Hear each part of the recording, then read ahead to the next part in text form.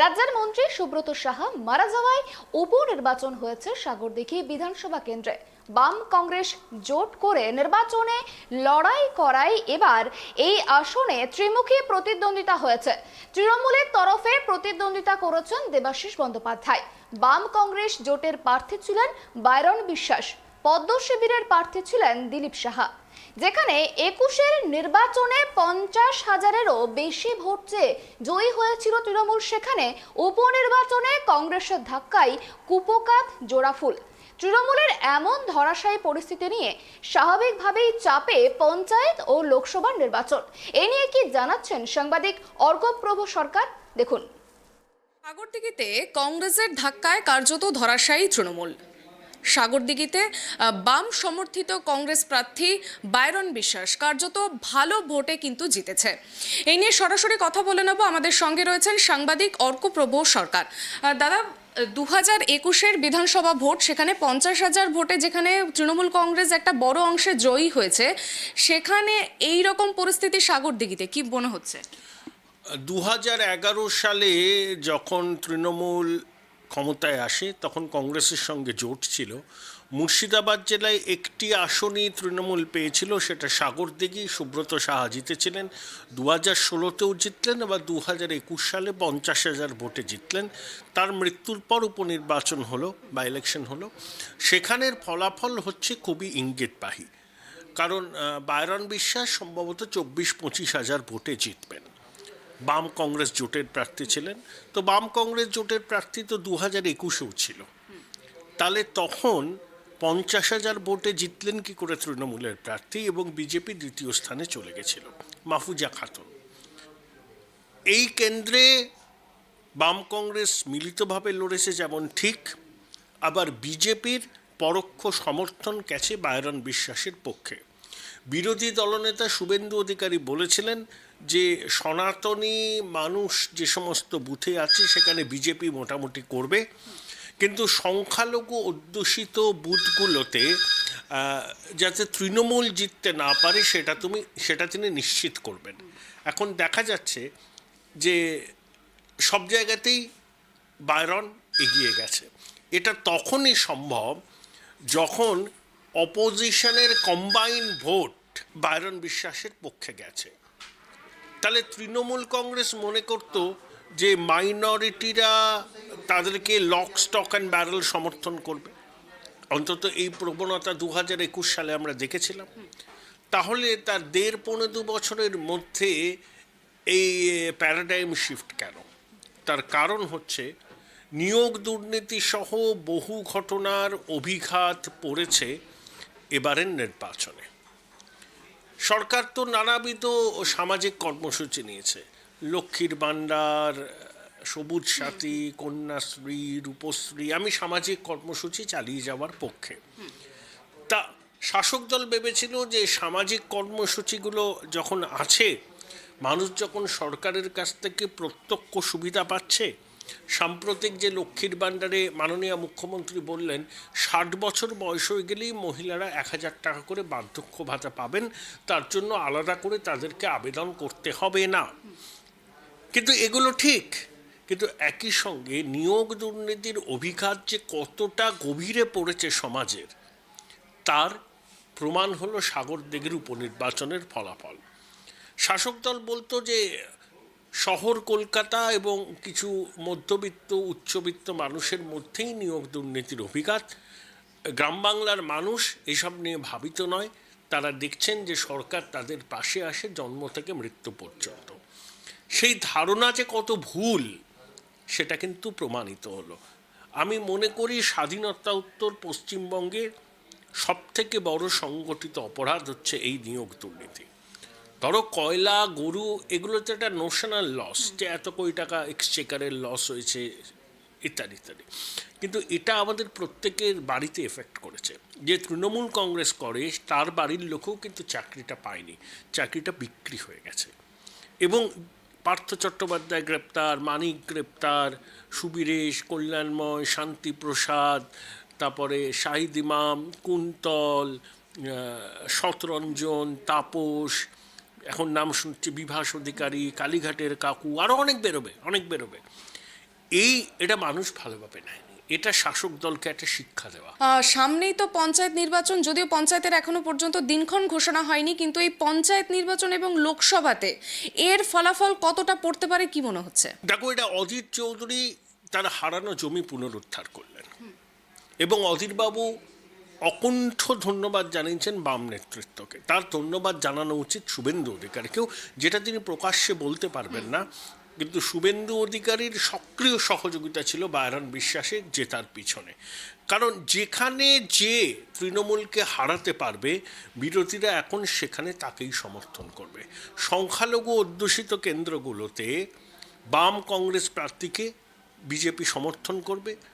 প্রতিদানে তারা চাইবে যেখানে সনাতনী অধ্যুষিত কেন্দ্রগুলো, সেখানে বাম কংগ্রেস তাদের পক্ষে ভোটটা দিক বা ভোটটা করা।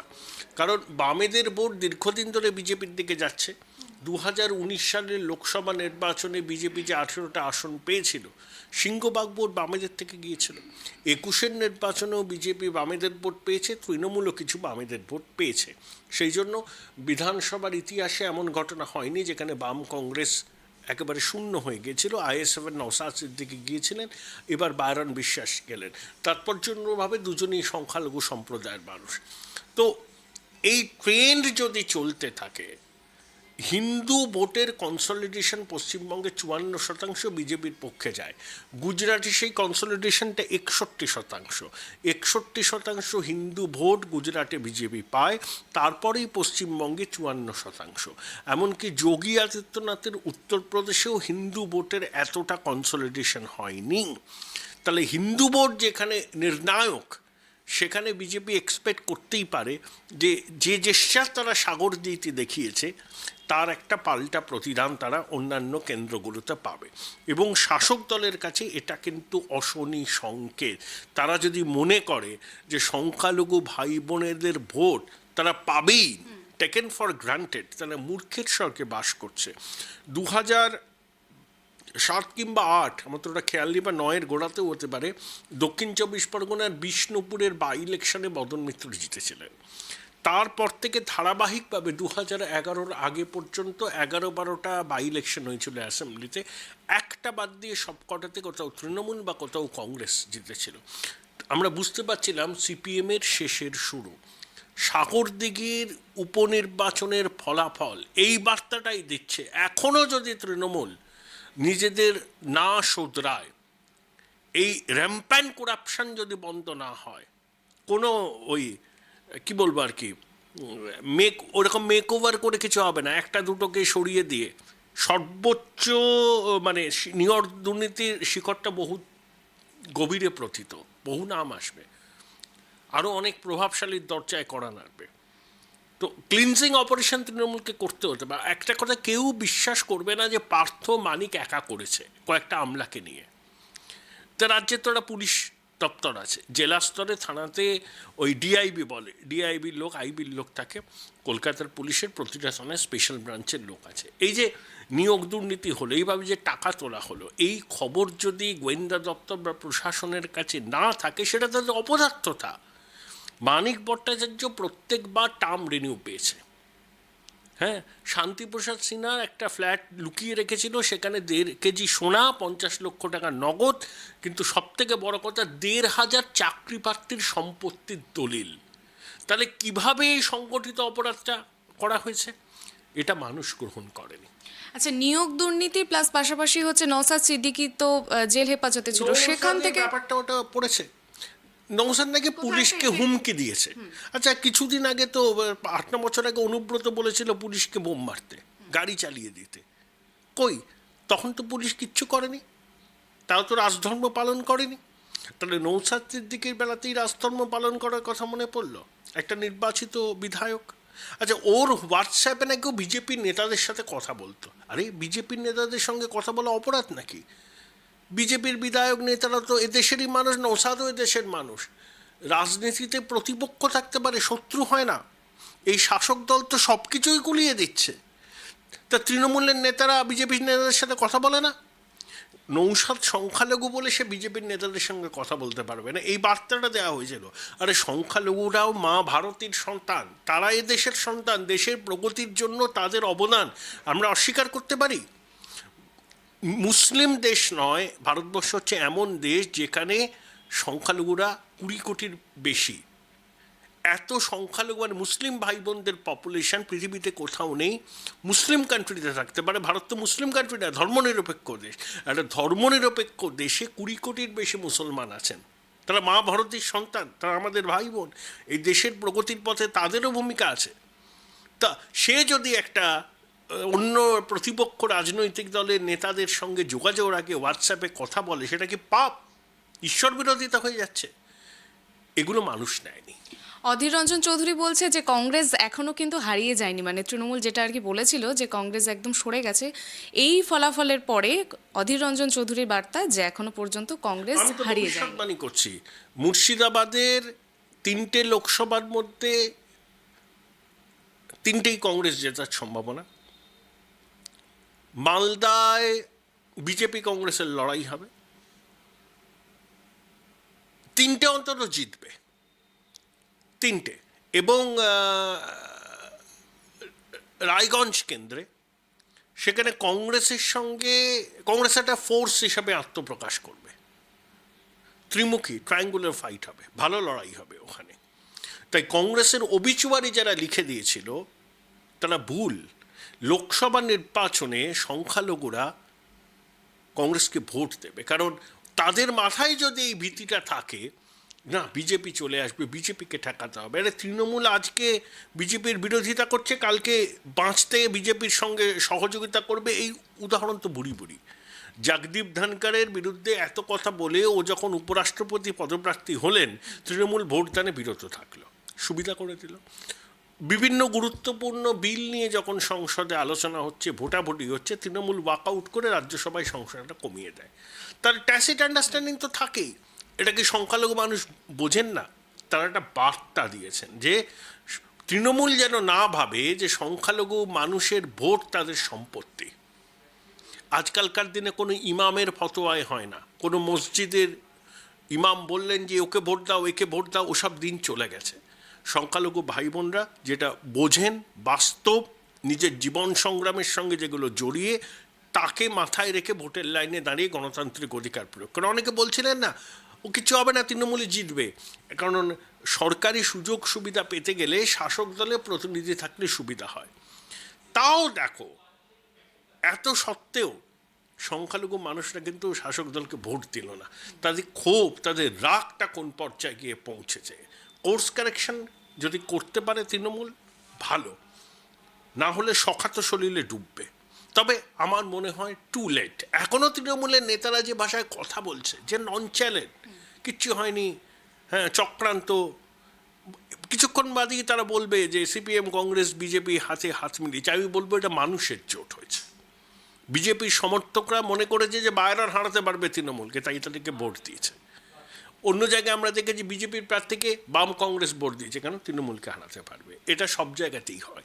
মমতা বন্দ্যোপাধ্যায় 2011 সালে রেনবো কোয়ালিশন করেননি, কংগ্রেসের সঙ্গে ছিলেন, এসইউসির সঙ্গে ছিলেন, হরেক কিসিমের বামপন্থীরা তার সঙ্গে ছিলেন সিপিএমের বিরুদ্ধে লড়াই করবার জন্য। এখনও সেই মডেলটি অ্যাপ্লিকেবল হচ্ছে এবং লোকসভাতেও হবে। পঞ্চায়েত কবে হবে আমার কোনো ধারণা নেই। আমার মনে হয় না মে মাসে পঞ্চায়েত হবে। যেমন মামলা শুভেন্দু অধিকারী করেছেন যে কেন্দ্রীয় বাহিনী দিয়ে করতে হবে, ভোটার তালিকায় ওবিসিদের যথোপযুক্ত ঠিকঠাকভাবে হয়নি নথিভুক্তিকরণ। আমার মনে হয় লোকসভা নির্বাচনের পরেই হয়তো পঞ্চায়েত ভোট হবে। তবে সাগরদিঘির উপনির্বাচনের ফলাফল রাজ্য রাজনীতিতে গেম চেঞ্জার হিসাবে ভূষিত হবে, আখ্যায়িত হবে। 2021-এর নির্বাচনে সাগরদিঘিতে কার্যত 50,000 ভোটে এগিয়েছিল তৃণমূল কংগ্রেস। সেখান থেকে উপনির্বাচনে পরিস্থিতিটা কিন্তু খুবই খারাপ। আমরা যেরকমটা দেখছি যে কংগ্রেসের বাম সমর্থিত কংগ্রেস প্রার্থী বাইরন বিশ্বাসের কিন্তু ভোটে কার্যত অনেকটাই এগিয়ে রয়েছে। তবে শেষ হাসি কে হাসবে, কি হবে ফলাফল, সেই দিকেই নজর থাকবে আমাদের সকলের। ক্যামেরায় স্বপন রায়ের সঙ্গে অর্পিতা দত্ত চৌধুরীর রিপোর্ট, ট্রাইব টিভি, কলকাতা। রাজ্যের মন্ত্রী সুব্রত সাহা মারা যাওয়ায় উপনির্বাচন হয়েছে সাগরদিঘি বিধানসভা কেন্দ্রে। সেই সাগরদিঘিতেই ডুবলো তৃণমূলের বিজয় তরী, আর অন্যদিকে পালেতে জয়ের হাওয়া বইছে সিপিআইএম এবং কংগ্রেসের জোটে।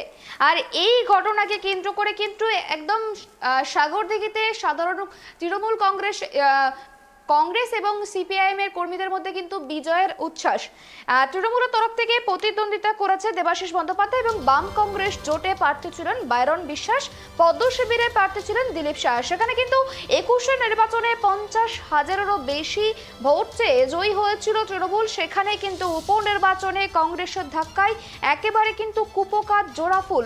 তৃণমূলের এমন ধরাশায়ী পরিস্থিতি নিয়ে স্বাভাবিকভাবেই কিন্তু চাপে পঞ্চায়েত এবং লোকসভার এই নির্বাচন।